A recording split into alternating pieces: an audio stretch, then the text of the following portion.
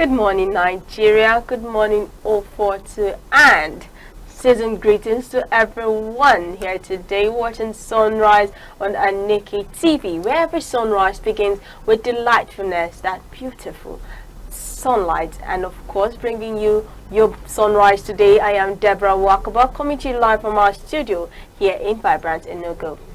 And good morning to you, our global audience. I'm Uche Osai. Wherever you are, at home, in your office, or in traffic, thank you for letting us into your space this beautiful Friday morning. As always, we're here to refresh, inform, and motivate. Thank God it's Friday. Yes, thank God it's Friday. And you know Christmas is next week. Really? Yeah, like I was surprised. I'm like, wow, Christmas is actually next week. Are you serious? You know, for us parents, when you talk about Christmas, you know, there's a lot of burden attached to it, but with joyful burden, Okay, you know, joyful burden, but when you say, Christmas is next week, and I go into my shell and I was thinking about many parents, what would they be thinking at this point in time? I can say what many parents are thinking about is how they're going to travel. How they're going to travel. Those that will go on holiday. Yes. Yeah, right? But, you know, a lot of people are equally thinking about the Christmas rice. Do you think about Christmas rice sometimes? I don't think about Christmas rice. I think about the family that are coming back. But on a serious note, I don't know if I have the privilege. I want to conduct a research on Christmas rice. What really makes Christmas rice different? Because there's this thing about rice on Christmas Day. Okay, there's a cousin of mine here. Her own plan for Christmas is the amount of family she goes to and how many cans of malt she gets. The number of families she goes to on the Christmas and Day. The cans of malt she collects. But come to think of it, that moving about, you know, is part of the celebration. Yes, where you see people visit one another and all that. Especially during that Christmas morning where you wake up as children, then you wake up, you're dressed in your fine clothes and everything, then you go to neighbors. Once you eat from this person's home, you go to the next person's home, you eat there, and then they're giving you different cans. And at the end of the day, it's either you're coming back home with money or you're coming back with different kinds of drinks.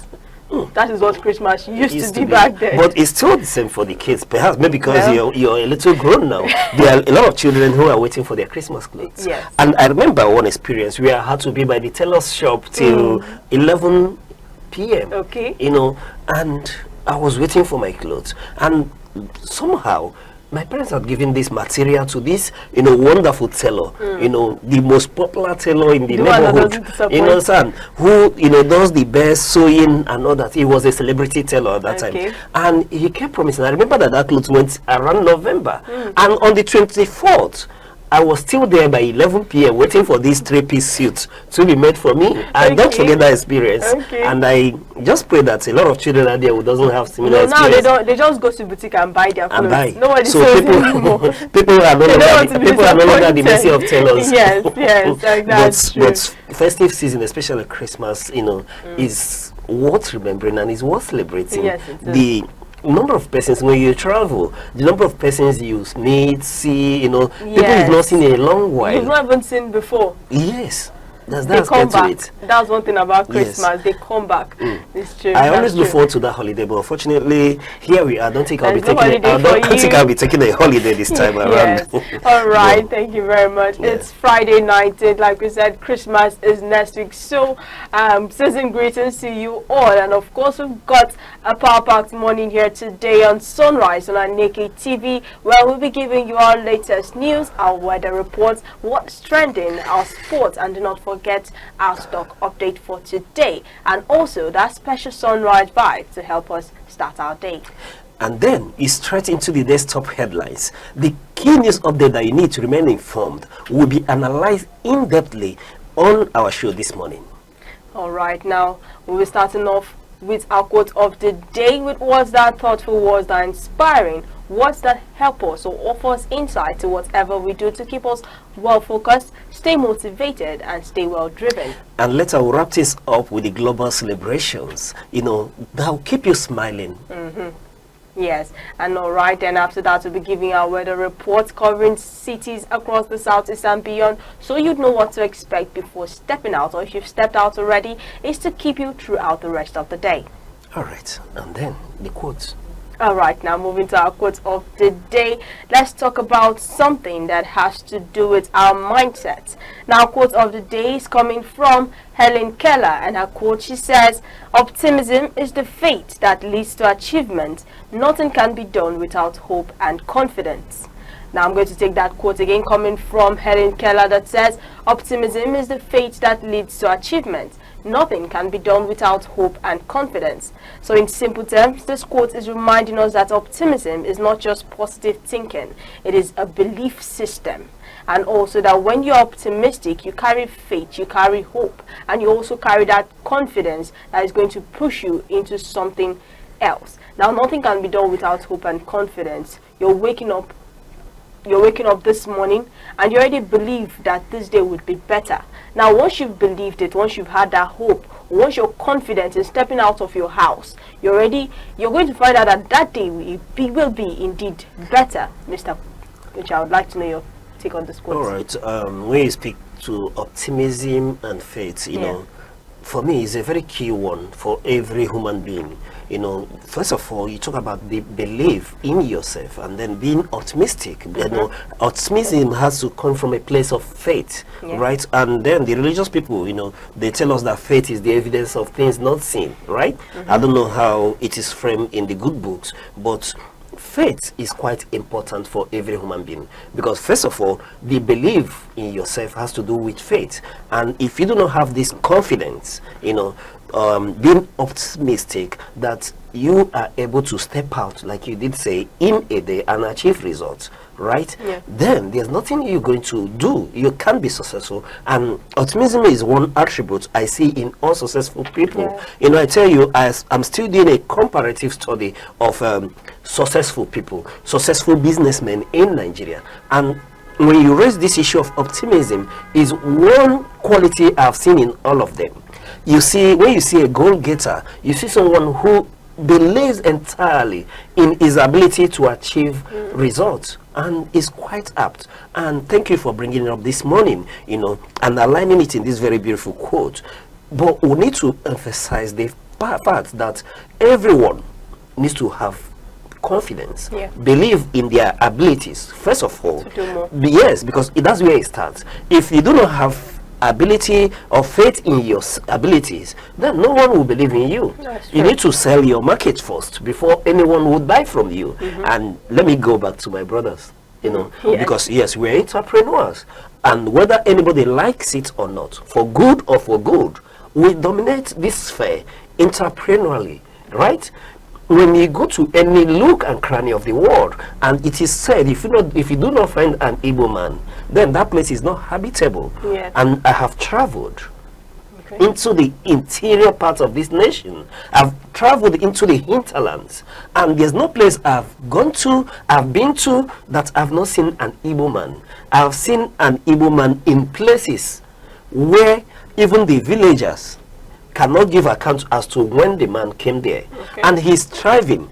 And that's one good thing about them. And when I encounter them, remember I tell you I do comparative study of successful people in Nigeria, and I find faith, optimism in them, and is one quality I have found in the Igbo man, which is why they excel wherever they are. So when you come to the marketplace, what is that one thing you see in them? You see confidence, you see that belief in self. Just take a break today, just go for window shopping, and when you see a little one, you know, trying to market a wear for you, you'll be forced to buy it, because what they preach to you comes from a place of self-belief, from a place of, you know, confidence in their ability to sell, because they believe in what they are doing. When they wake up in the morning, they know they are going to sell, and they do that excellently. And likewise for every other person, you can learn this aspect. You know, why I emphasize about our entrepreneurial spirit, our core attributes as a people, as business people, you understand, is that the rest of us should be able to learn. And if you get this culture from our brothers in the market, you should be able to bring it to the workplace. Come in with self-belief, with that faith in your ability to either inspire change, make progress, and be a successful person in life. And it is with courage. if we continue to discuss this morning, we Yeah, won't go away. definitely. Because yes, when I look at this issue from the perspective of an Igbo man, I have someone call me sometime and he said, every morning you wake up, from a non-Igbo, and he says, whenever you wake up every morning, just thank God you're an Igbo man. Why? I keep till tomorrow. I'm still digesting that talk. Okay. You know, he called me and I felt to where he said, "No, I just called you that whenever you wake up every morning, simply thank God that you're an Igbo man." And I kept asking, "What do you mean by that?" He said he's done with that conversation. Okay. Until today, I'm still probing, wanting to know why. But it comes from a place of belief, a place of confidence and courage Yeah. in believing in oneself, Yes. the ability to make things happen where there's no resources true. available. That's true. And that's why if you go to Bureau in Meduguri today, and if there's 10 people inhabiting that place, know that the 9th person is an Igbo man because of that belief, that confidence in their abilities. Yeah, it's just like, as you said, you made the statement. I remember someone that said, when you go to a place, a country, and you don't find a Nigerian, leave that country asap. Let me, sorry, I may be accused this morning of waking from a tribalistic point, No, part of the bed, but the saying is that wherever you go to in the world and you do not find an Igbo man, then run away from them. Okay, and yes, and I've been to the part of this note. I'm sorry I can't use local languages. I've interacted with other. I hate to speak to tribes, but in Nigeria you're forced to speak to tribes. You know, it's still an issue in Nigeria, and unfortunately, I'm not comfortable looking at human being from the prism of tribe. But I've interacted interculturally, and that's one thing they tell you. That wherever you go, I've been in the north, wherever you go, you say if you do not find an Igbo man there, then business cannot be there. Yes, it's not thriving. That's for sure. So anywhere you go in the world, if there's no Igbo man there, then life there is hellish. It is actually. Okay. All right, now this quote's coming from Helen Keller, which we're taking again, that says, optimism is the faith that leads to achievement, and nothing can be done without hope and confidence. Now also what is saying that faith is what fuels action, and also that action is what produces results. So hope gives us a reason to start. Now, like when we wake up in the morning, you're hopeful for the day. Now, it gives us a reason to start our day. And also that confidence, it gives you the courage to continue.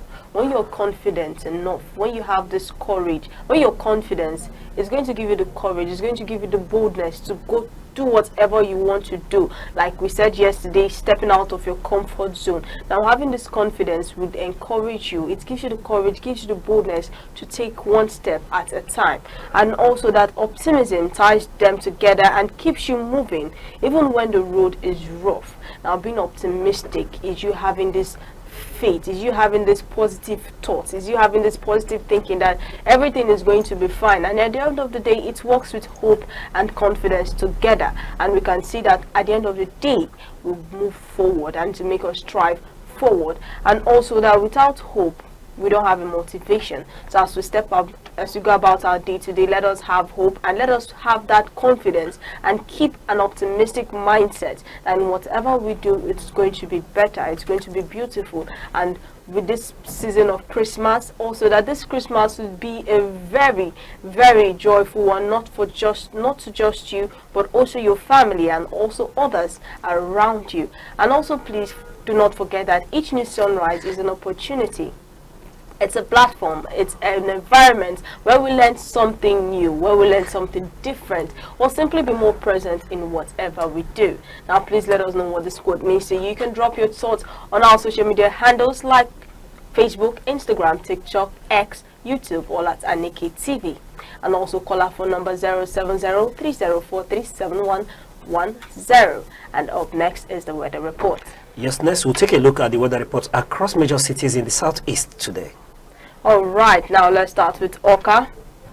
Good morning, Oka. Oka wakes up with mild cloud cover, perfect for your early commute. No rain, just easygoing skies, so expect temperatures to climb up to the low 30 degrees Celsius by midday, with sunshine breaking through later in the afternoon. Evening looks clear and calm, with great day to get out and about. And good morning, Core City.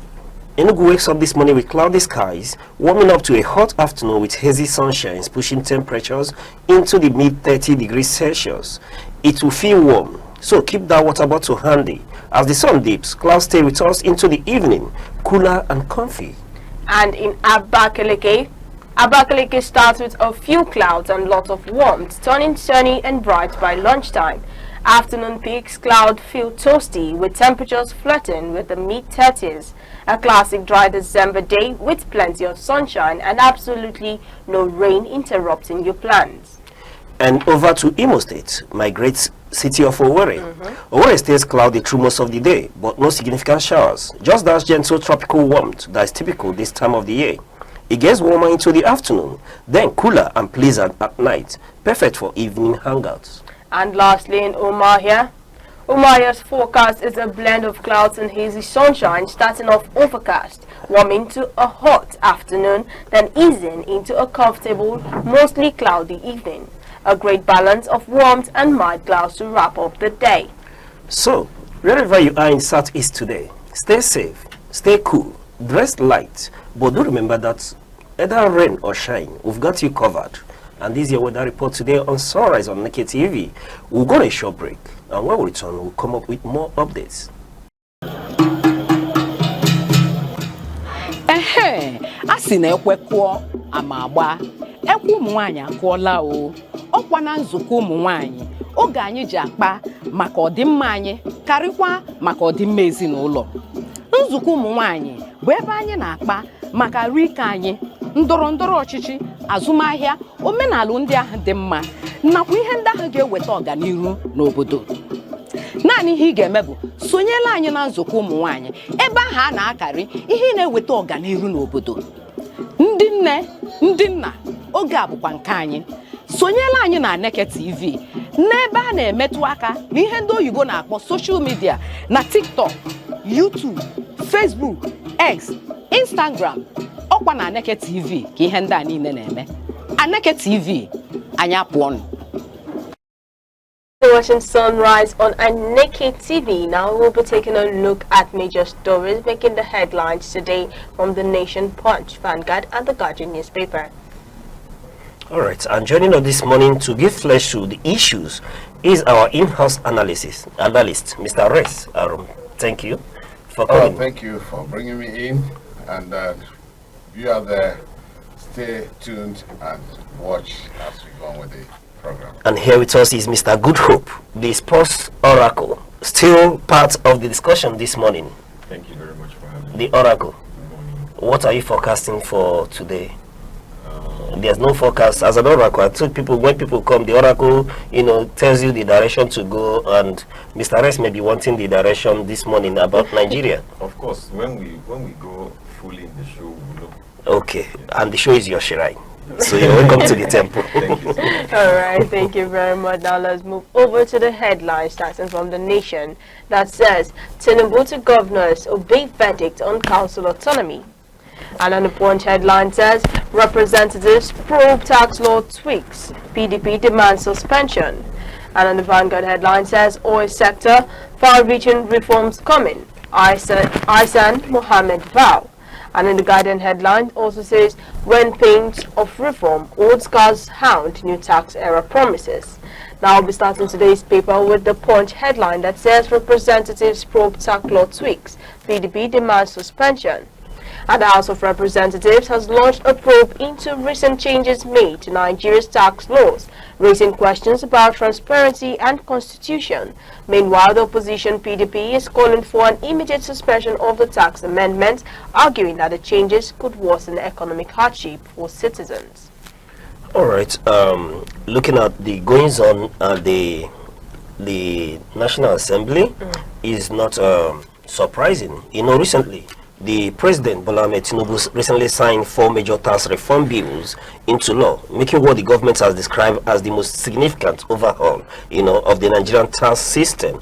And these laws that include Nigerian Tax Act, the Nigerian Tax Administration Act, the Nigerian Revenue Service Establishment Act, and the Joint Revenue Board Establishment Act, all operating under a single authority of the Nigerian Revenue Services. These reforms we're talking about, when simplified, it talks about tax compliance, tax base, eliminating overlapping taxes, and all whatnot. But the controversy surrounding this whole issue is that the House of Rep have come out to say, Mr. Reyes, that what they passed is different from what was gazetted. And beyond that, the PDP members in the House of Representatives are equally calling for a postponement of this gazetted law till further 6 months. The law is supposed to take effect from 1st of January, but they are saying beyond the discrepancies on what was passed and what was gazetted, that they should move it further to 6 months to enable the government sensitize the people, educate them on what this law is about. Mr. Reyes, let's see things through your eyes this morning. Okay, when you say a law passed by the legislature, it seems that it has been doctored. If it is not exactly what they passed that was gazetted, then who doctored it? That is a question that is yearning for answers from everywhere. And it's a very serious indictment, because we are beginning to see that the synergy between the executive and the legislature is not flourishing effectively. When laws are passed and the passers of the law, the legislature that made the law, are saying it is not exactly what they did that is being gazetted, then the center is no longer holding. There's a problem somewhere. And then the PDP in the House of Representatives are saying that there should be a suspension or withholding of the law from being used in Nigeria, for being effective until 6 months. Maybe within the 6 months, they'll be able to look at what problems and the Gazette and how the Gazette came to become exactly what it were. Maybe within the time, apart from the education, the orientation, the education of the Nigerian populace on the tax reforms, probably they will want to look at it again and see if actually it will go back to the legislature for some touches for it to now go. Suspending, of course, like I have always said, law is law when it is being tested in courts. If that law is seen to be obnoxious, well, what I mean by being obnoxious is not being people-oriented. It doesn't support it doesn't support the welfare of the people. Then such law will be seen to be that, and then the courts may suspend it. All right. Looking at the issue, let me move a bit away before coming back. You're talking about the center not holding any longer. Is that not something to celebrate? Well, how can you celebrate when the center is not holding? It means nothing is working well. The center is no longer. No, I'm speaking to over time we've made the argument that there's no longer a separation of power between the executive and the legislature that we now have. And then we are seeing a situation where we are beginning to see, the opposition, something that seems like the opposition are beginning to find their voice and begin to speak. And we're beginning to see even people from the ruling party beginning to speak up on issues. And to that effect, that's why I'm asking, don't you think is something worth celebrating if the center is no longer holding? Yeah, because some people vested with responsibility of our governance, legislature, executive, and all the rest, are beginning to sit up because of the hues and cry of the masses. Sometime the Supreme Court ruling, which was misinterpreted or misreported, because they said the Supreme Court gave the president the right to sack a sitting governor, an elected governor, but it's not so. The government did not do that. The Supreme Court did not do that, and the eminent jurists and lawyers have made contributions to that and said it is not the interpretation of the Supreme Court really. So in this circumstance, then it means that people are beginning to come out saying what is right. It is no longer business as usual, because even members of the legislature, those who are even belong to the ruling party, are beginning to say this is not well done. You hear Ndume many times has been criticizing even the Senate, criticizing the government in power and all that, and of course he belongs to the ruling APC. So we are beginning to notice that some people are speaking up in such a way, which means that although it's not time to say Uhuru, but we are beginning to see that we might meet light at the end of the tunnel. Okay, going back to this issue, Dasuki, during plenary, insisted that they revisit the version of the law that's been gazetted and compare with what they passed. And I'm asking this morning, you mentioned it in while we were speaking, should we just stop at this comparison? Shouldn't we go a little further? If there were discrepancies, who authored it and gave Mr. President to sign? That's exactly what we're saying, that it has to be investigated. This is a super fraud. A fraud on the Nigerian populace. A fraud. In fact, it is even actionable. That is to say, it could be, somebody could be reprimanded as a result of that, because if it's the making of an executive, a member of the executive, then such person should be asked to face the wrath of the law, because it is not a very simple offense. It is a big offense. You don't just come and begin to doctor what the Nigerian people, the legislators are the representatives of the people, and they have made a law, and this law are laws that is seen to have maybe emanated from the thinkings and the beliefs of the constituents of those legislative members.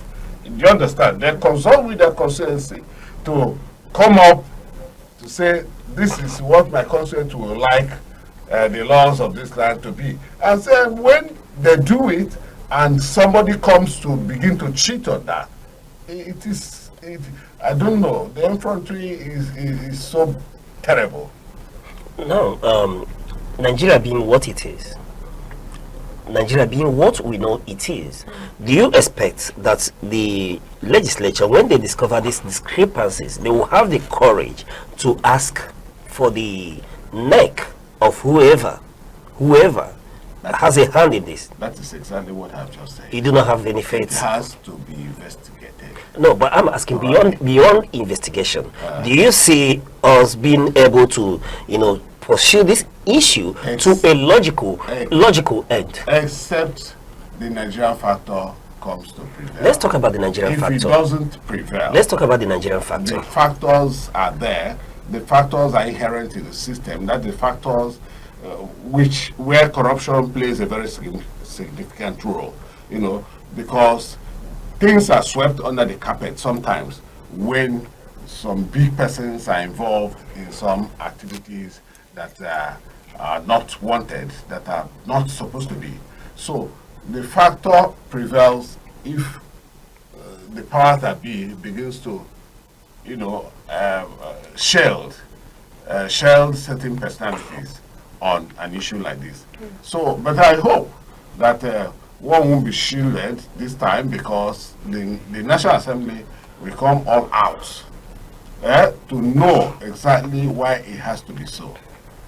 But beyond that, like I said, beyond that, if the National Assembly raises this question and possibly says that law should be repealed, somebody can possibly go to court, and the courts will repeal that law if it's not exactly what the intention of the National Assembly. Because laws are done with intention.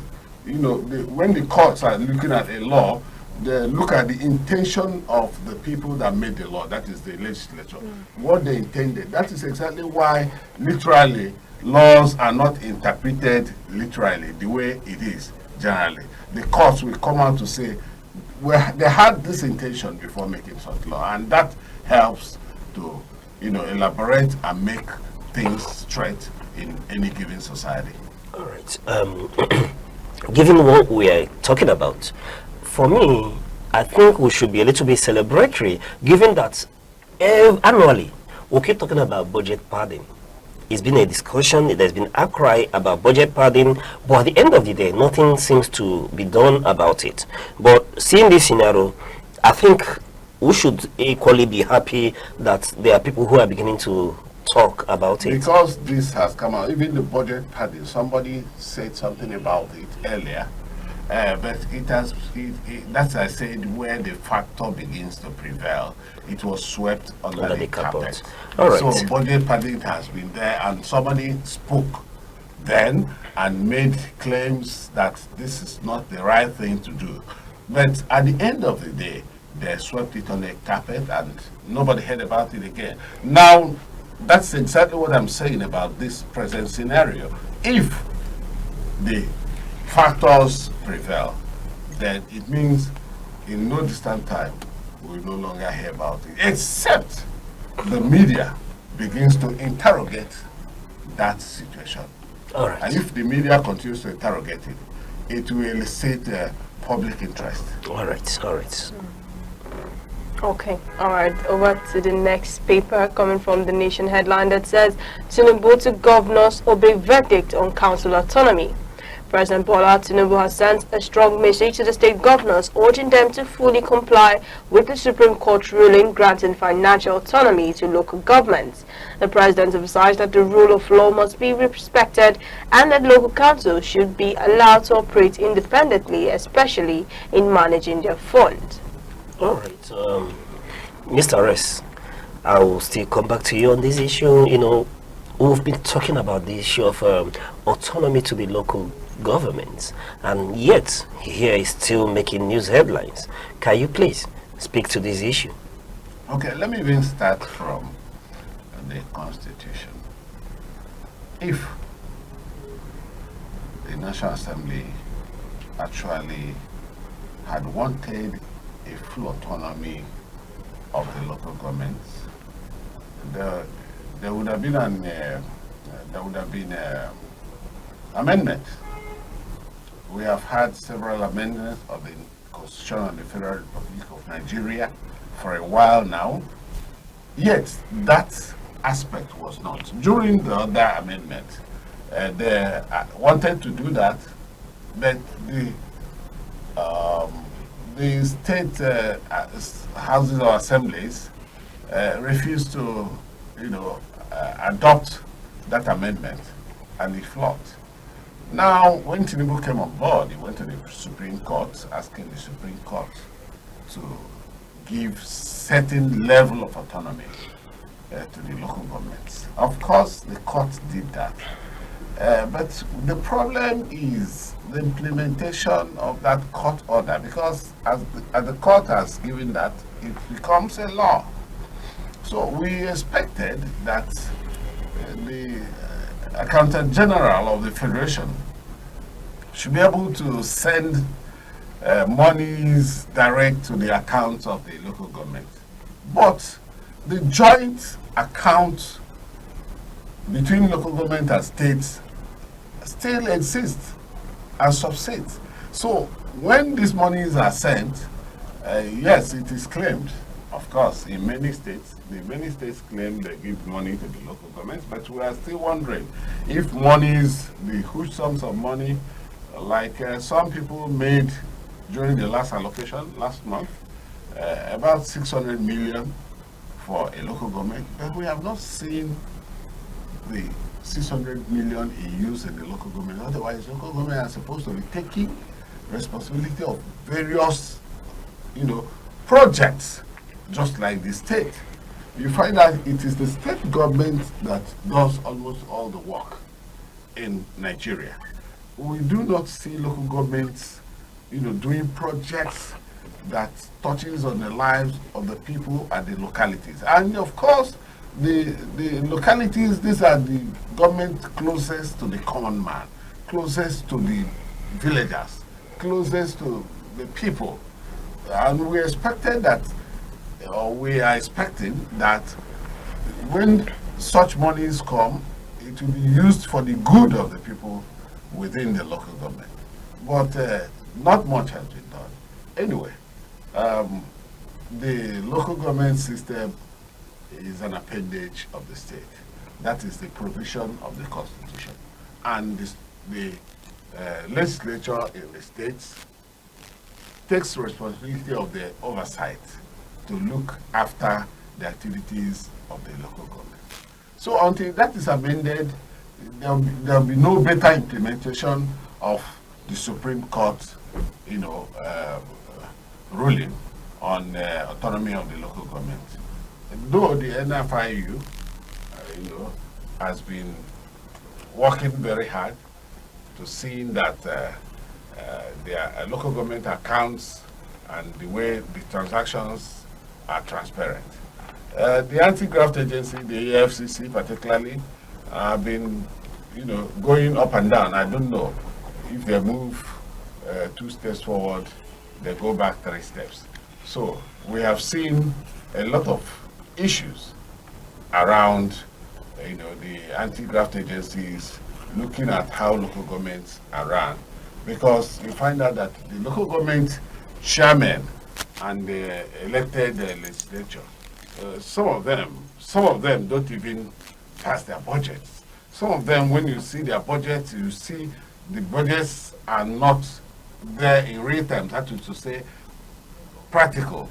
The budgets are on papers. You don't see them on ground in their local government. So it is disheartening. And that is why the people are suffering. You see, if local governments even face agriculture, a lot of people will be employed. That was the greatest employer of the people of Nigerians during the both colonial and post-colonial era. During the 60s, our first republic, agriculture was the mainstay of the economy. We had the Granite Pyramid, we had the cocoa in the western Nigeria, and then we have the palm produce in the eastern part of Nigeria, as well as rubber plantation and all that. We had them, and even there was healthy competition amongst the regions, because all were trying to survive on their own.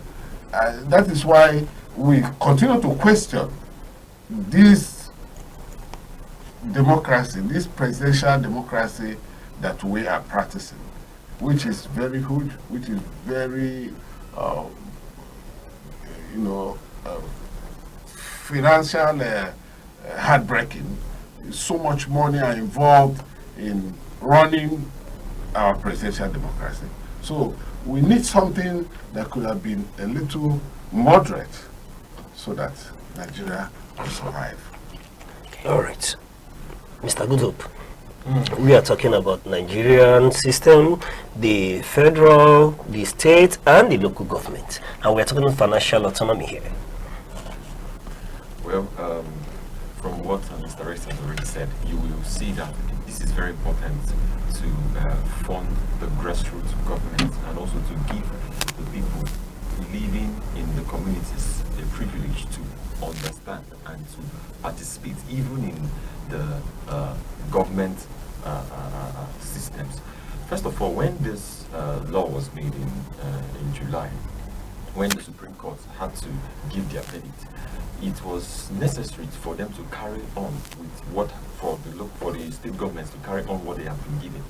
But the president reminding them again in the caucus meeting shows that there are some of them who are not doing it, and which means that it has to be enforced. And you know that there's nothing that happens in the grassroots level, especially in the government, without the state being involved. And from what the president has been saying, from what he said yesterday, he was trying to emphasize more on the need for the local government to operate on their own and let the funds go to them directly, so that they can have more room for spending and for their expenditures and for what they are going for. Because you know that the state joint account once the money comes, once the allocation comes to them, there could be many procedures. There could be a lot of things that will come up, because you know that we are running a system that is involved with humanity. So once it comes, once something comes, the state and the local government may have to, you know, do one or two things with the fund, and that may not really go over to the local government. All of them may not go to the local government. All of the funds may not go to the local government. But from what the president has said, he is trying to emphasize that local government, them operating, would also empower the state security, because there's nothing that will work in the state without the local government playing a part. And that would also mean that the local government will see that they also are valued and cherished in the system of government. And that will give them a higher hand to operate at the maximum level they should operate. And from what the president has said, and from what he means, from what I'm seeing, not all the states have implemented this, and he had to remind them again that this is important, because the grassroots government is also a government of the people, is also playing that part in democracy, and that makes a lot of sense for me. And I see that it will go a long way to help the government generally. All right, Debbie. All right, thank you very much for that. Now let's go over to one of the legal stories making the news today, where it says former Labour and Employment Minister Dr. Chris Ngige has been granted bail in the alleged 2.2 billion naira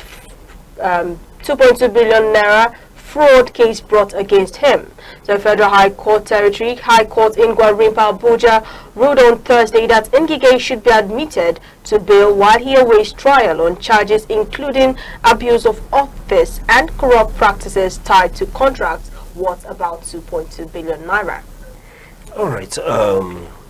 First of all, it is his right to be granted bail. You know, one is not guilty until the person is proven guilty, and bails are, to me, you know, is at times granted on facial recognition.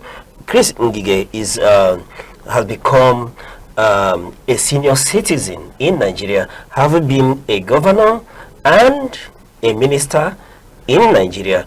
The court can tell me that they cannot grant him administrative bail on recognition. But Mr. Rez, we're talking about corruption here.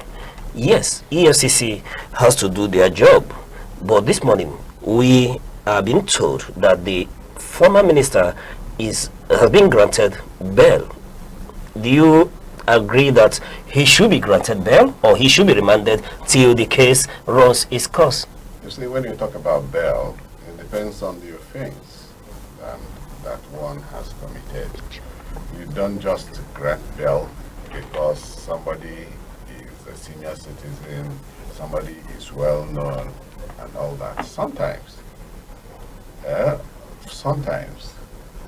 are crimes that one is involved in, and he will not be granted bail for security reasons. So, but in the present circumstance, well, they have already granted him bail. I don't know if the bail was on self-recognition or not. I do not know exactly what played out in the court.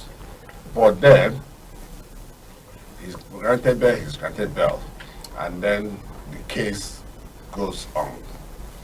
But we are beginning to think, or some people are thinking, that this issue of anti-graft agencies picking persons that have been in government and probing into their activities while they were in government, and looking at whether they committed fraud, nepotism, and what have you. Some schools of thought think that the government of the day may not be doing that under, the guise of ensuring that corruption is nipped in the bud. That it may be a way to check the excesses of some persons who have not danced in their tune, or who are not aligned to whatever belief or whatever projects or programs they have.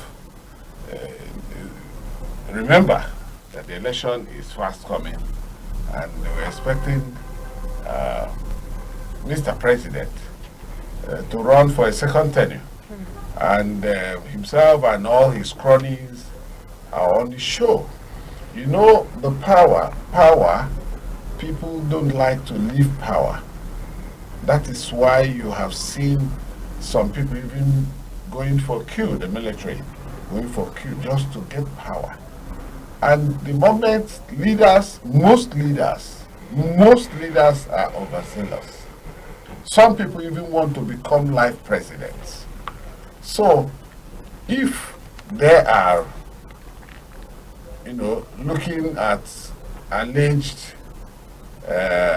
fraudulent activities, or some people who have served in government, let them be holistic. Let it not be selective. Let them not select persons that they're going to look at their own activities and leave others. We have even seen former governors who had several issues with the EFCC. The moment they aligned with the ruling party, their cases are said to have gone down. Some are even in the Senate as we are talking. We have people that have been, facing the EFCC long ago. But we no longer hear about it. We no longer hear about the matter, the courts, coming to be. Therefore, the government not be selective about it. If Ngige actually was corrupt, of course, the anti-corruption laws should take its course. All right, very apt. Mr. Goodhope. Okay, so looking at the case here, you see that a federal minister who served or who has served in various capacity of the government should, from what he's accused, should not take anything, should not take any gift. But he was accused of having the ability to collect, to take gifts and award contracts, and those gifts would have influenced his decision to give contracts to who and who that who wanted to give the contract, and that is a no-no for the code of Iraq conduct. Yes, but Mr. Goodhope, this is still an allegation. It's not been proved. Yes, it's an allegation. However, we are going to see it from the point of the court remanding him, and the court also granting him bail, and the stuffs that he already has to go through before he comes out. And from what Mr. Rex has said, we're going to see what happens at the long run of this. But for me, even though the case was adjourned to January 28th, we are also going to see that it is an alert or an alarm to all federal office holders that after you are done with your service, you can be called back, you can be tried, and that's a bonus to the justice of Nigeria generally. That's right. It's all right. The takings are quite apt, but for want of time this morning, when it comes to the issue of corruption and then calling to account women who have served this nation to give account of their stewardship, our position on the sunrise this morning is that the government, the EFCC, and the law should be fair to all. Let us treat all human equally before the law. If at the end of the day he is found to be corrupt, then let him face the law. But media trials should be discouraged, and while we are at it, let it be seen that justice is done in all cases, irrespective of tribe or personality involved, and should make sure that we are not, fighting our political wars under the guise of fighting corruption. And on the issue of Tinubu, to governors to obey verdict on council autonomy, well, the courts has ruled on financial autonomy for the local government, and the Mr. President reminding governors, let's remind the federal government that if they have the ability to go to court and get the court to rule on financial autonomy, then implementation shouldn't be an issue. they should be equally able to implement this law, this order of court. Why should there be a joint account between the local government and the state government? As at this moment, if the court has ruled otherwise, though very intricate as it is, but we should see to it that we begin to obey laws in Nigeria. That's quite important. Then, moving over to the rest probe on tax law concerning what was passed and the bill that was gazetted, then we equally align that proper investigations should be carried out, not just to find out these discrepancies, but to equally let the Nigerian people know who authored a bill that has been passed. And beyond that, they call from the PDP for elongation of period to sensitize, create more awareness is quite apt. And we align with them in urging the federal government to extend the duration away from January 1st to at least in 6 months' time, while every Nigerian takes time to understand what is at stake here. Thank you very much. All right, thank you very much for that one. Now, that is all for our newspaper review here on Sunrise today. I'll be moving over to our sports updates. All right, Mr. Goodhope, what do you have for us this morning? What's happening in the sports world? Now you come with the sports oracle, please. Okay. Mr. Goodhope, the sports oracle. Yes. Now we are in your shrine. Yes. Let's know what's happening in the world of sports. All right, thank you so much. Nigeria's the Tigress under 19 has been given the latest FIFA ranking just came out, and from the stuff we saw that they finished number 12 in the just concluded competition that they had, and currently they have ranked 26th in the latest world rankings, and that has made it in the world of sports. So we have Max Verstappen, the F1 Formula 1 driver, who was a runner-up from last season's Formula 1 Grand Prix. He has said that he will be taking the position of number 2. He will be driving the car, that the title, the plate number, and the whole thing will be number 2. That means last season you are seeing him driving number 6, number 7, and number 33 even.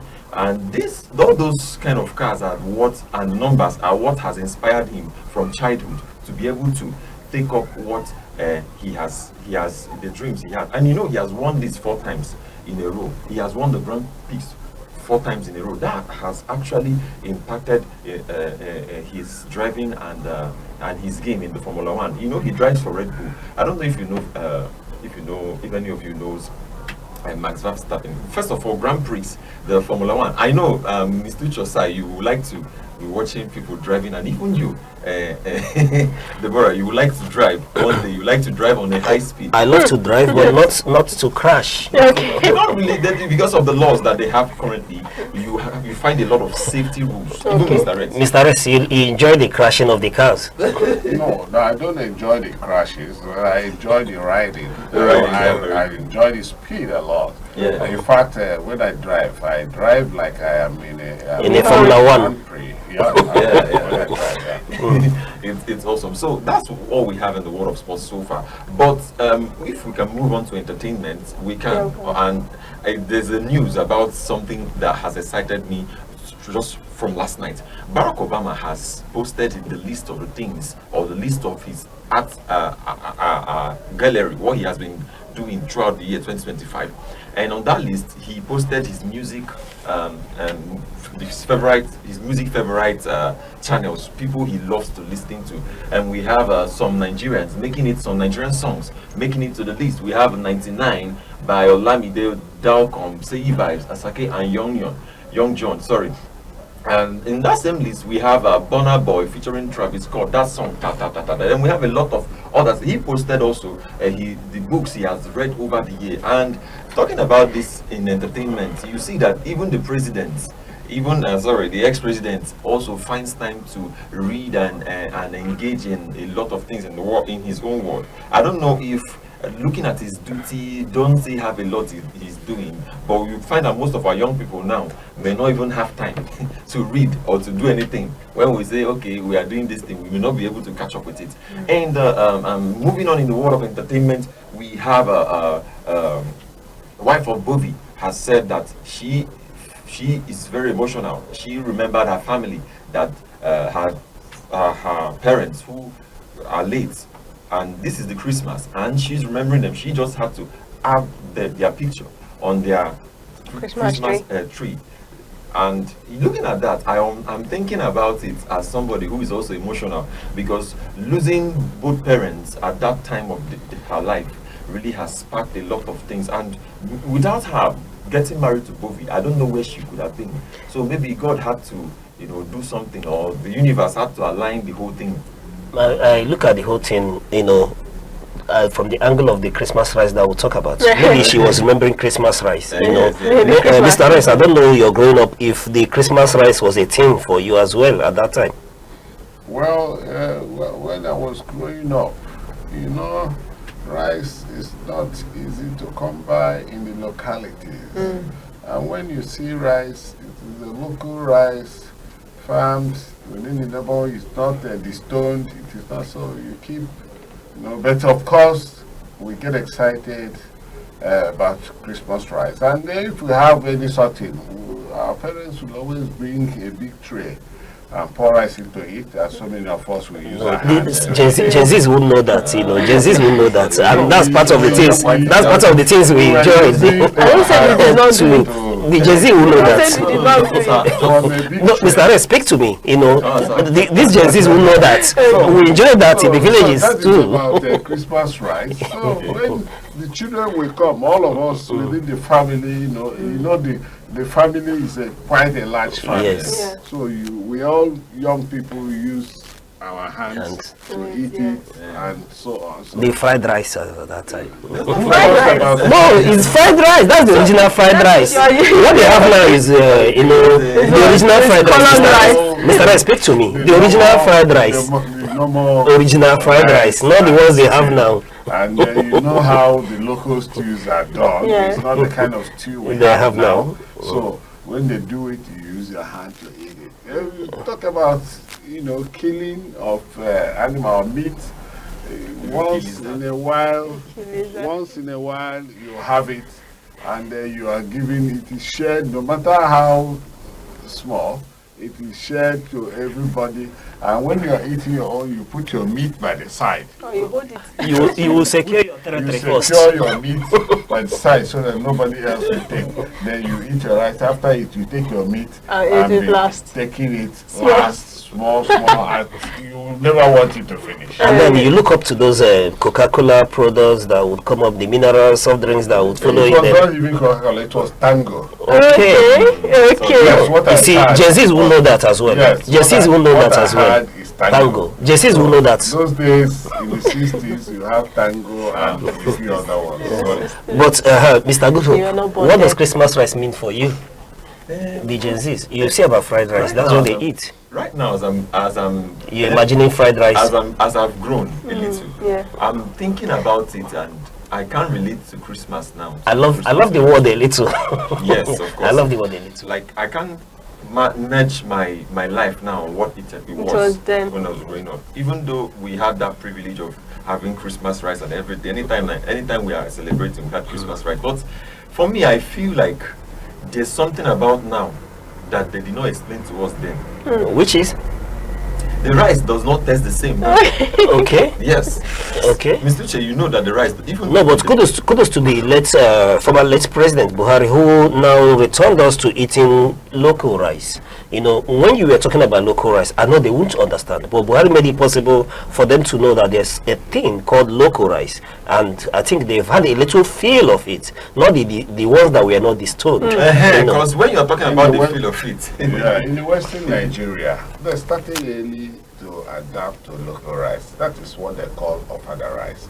When you come there, even up to today, they use leaf and they put the ofada rice for you. So these are people who have started, doing their cultural things.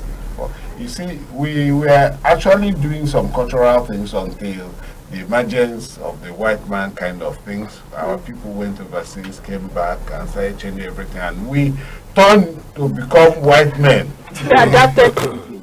As if maybe we become more white than even the Englishman. So But we are now going back to our roots. Yes, you can see that our children are beginning to learn our vernacular, and a lot many, even those who are living overseas, teach their children vernacular, and they speak it right there. They've never been to Nigeria, but they speak our language there. So those of us from the eastern part of this country, I'm talking about the Igbos. Yes. All right, Mr. Goodhope. All right. Still in entertainment, you know, the news that has been making rounds on the internet about the man of God who got married just over the weekend and was allegedly engaged to or had something to do with Doris Ogala, the actress. News came out again to say that one of the things that happened was the lady have accused him of financial exploiting and other things that all the promises that failed. He promised, from what the lady said, that he promised her marriage, but it's not. Look at what is happening now. And I did not even want to look at this from a point, but I just wanted to look at it from, let's just look at it from a point together. Maybe if it's just what is really happening could that be true from what we are saying? Because the lady is seen to be crying, from the internet, seems to be crying, having a lot of things that are engaging in a lot of things that shows that she's so feeling so bad and feeling very, very bad. And I don't know what to say here. Rather, this is just what we saw. I don't know, ladies, when they promise you marriage, I don't know what you should get. I don't know how you should register the thing. Let it be a concrete thing. If not, the man of God has not come out to say anything about it. He just has continued with his honeymoon with the marriage that he just had, and we're expecting him to come and clear the air in the news. Yeah, that's all. All right, that should be for another subject some other time. Okay, thank you very much for those updates. And moving over to the Nigerian stock market update this morning. The market yesterday, Thursday, December 18, 2025, closed on a bullish momentum as investors responded to corporate activities and anticipated year-end portfolio rebalancing. The all-share index, ASI, climbed by 0.35%, making a significant 520.23 points to close at 150,363.05, while market capitalization increased by approximately 331.65 billion naira. Then we'll move over to the top gainers. The consumer goods and industrial stocks drove the upward trend, with several major names hitting maximum daily price increases. They are led by Nesto, which is Nesto Nigeria Limited, traded as Nesto, closed the market yesterday at 1,958 naira, making a positive adjustment of 10%, followed by Guinness, which is traded as Guinness. Yesterday closed this market at 289 naira 17 kobo, making a plus 9.98% positive adjustment. They are followed by Alex. Alex closed market yesterday at 11 naira 25 kobo, making a plus 9.76% positive adjustment. Followed by, on the fourth, by Darcom. That's Dark Communication, is traded as Darcom, closing the market yesterday at 0.95 kobo, making a plus 9.20% positive adjustment. They are followed by the pharmaceutical company traded as Mikio, which closed the market yesterday at 55 naira, making a plus 9.13% positive adjustment.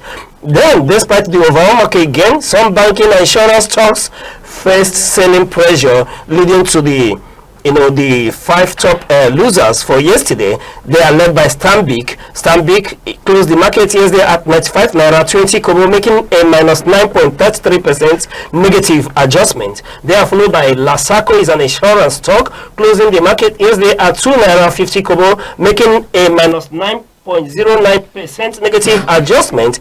Then followed by Afri Proud, which closed market yesterday at 12 naira 40 kobo, making a minus 8.82% negative adjustment. And then on the list of top 5 losers yesterday was Sterling. Sterling yesterday closed the market at 6 naira 90 kobo, making a minus 6.12% negative adjustment. And then talking about the volume traded yesterday, activities level surged by 29%, with approximately 839.7 million shares traded. The total value that was traded yesterday reached 2.76 billion naira across over 23,000 deals. Top traded stock as at yesterday were Access Holdings, which led the volume of charts, followed by Sterling Bank and FCMB Group. But do remember, like we always tell you, that before you make any financial investment, do consult a financial expert due to the volatility of the market, and be informed that the market is already open. Investment and tradings are going on as we speak. Yeah, all right. Thank you very much for that. And now it's a wrap on Sunrise here on ANEKE TV. It's always a pleasure having you here on our show every morning. And please do not forget to follow us or tag us across our social media platforms, across Facebook, Instagram, TikTok, X, YouTube, all at ANEKE TV. And don't forget to call our phone number 070-3043-7110. I am Deborah Wakaba. All right, and thank you, Mr. Good Hope and Mr. Reza, our in-house analyst and sports oracle. Thank you for your in-depth analysis and input this morning. We are grateful for that. And I'm Uche Osai. Remember, you're not here to be average. Be unique. Keep watching ANEKE TV to come your way same time next week. Bye-bye.